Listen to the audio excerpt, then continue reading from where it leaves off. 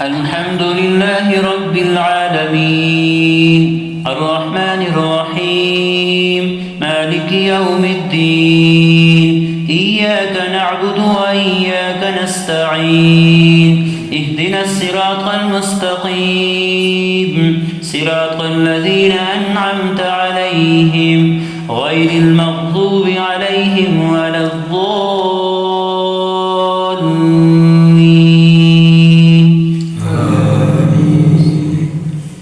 إن الله فالق الحب والنوى يخرج الحي من الميت ومخرج الميت من الحي ذلكم الله فأنى تؤفكون فالق الإصباح وجعل الليل سكنا والشمس والقمر حسبانا ذلك تقدير العزيز العليم وهو الذي جعل لكم النجوم لتهتدوا بها في ظلمات البر والبحر قد فصلنا الآيات لقوم يعلمون وهو الذي أنشأكم من نفس واحدة فمستقر ومستودع قد فصلنا الآيات لقوم يفقهون وهو الذي أنزل من السماء ماء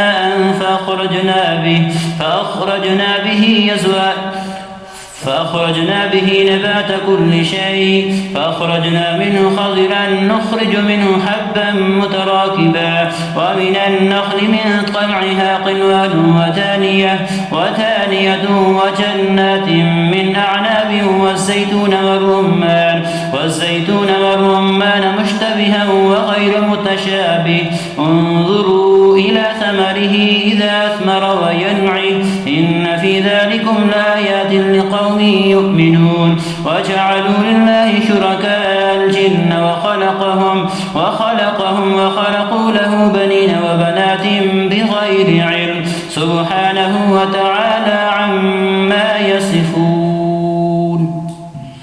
بديع السماوات والأرض أنى يكون له ولد ولم تكن له صاحبة وخلق كل شيء وهو بكل شيء عليم ذلكم الله ربكم لا إله إلا هو خالق كل شيء فاعبدوه وهو على كل شيء وكيل لا تدركه الأبصار وهو يدرك الأبصار وهو اللطيف الخبير قد جاءكم بصائر من ربكم فمن أبصر فلنفسه ومن عمي فعليها وما أنا عليكم بحفيظ وكذلك نصرف الآيات وليقولوا درست ولنبينه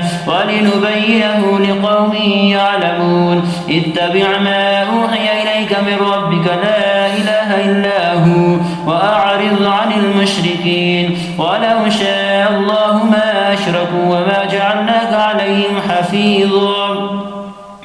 وما أنت عليهم بوكيل ولا تسبوا الذين يدعون من دون الله فيسبوا الله عدوا بغير علم كذلك زينا لكل أمة عملهم ثم إلى ربهم مرجعهم فينبئهم بما كانوا يعملون وأقسموا بالله جهد أيمانهم لئن جاءتهم آية ليؤمنن بها قل إنما الآيات عند الله وما يشعركم أنها إذا جاءت لا يؤمنون ونقلب أفئدتهم وأبصارهم كما لم يؤمنوا به أول مرة ونذرهم في طغيانهم يعمهون